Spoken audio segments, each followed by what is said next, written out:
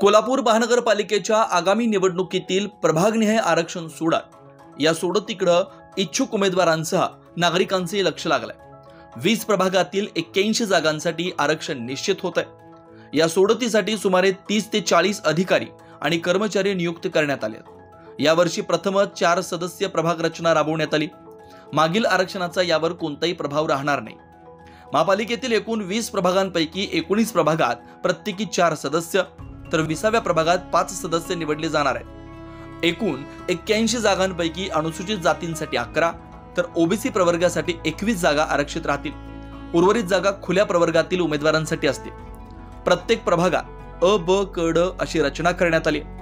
4 सदस्यीय प्रभागात 2 तर 5 सदस्यीय प्रभागात 3 महिला सदस्य निवडणे बंधनकारक आहे। त्यामुळे ज्या प्रभागात एससी किंवा ओबीसी महिलांचं आरक्षण असेल त्या प्रभागात खुल्या प्रवर्गातील महिलेला संधी मिळणार नाही।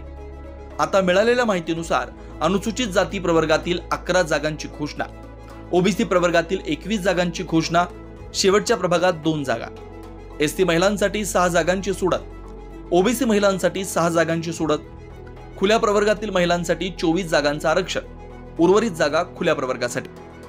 अशा प्रकारे आरक्षण सोडत जाहीर होते। अशाच ताज्या अपडेटसाठी महासत्ता न्यूजला सबस्क्राइब करा।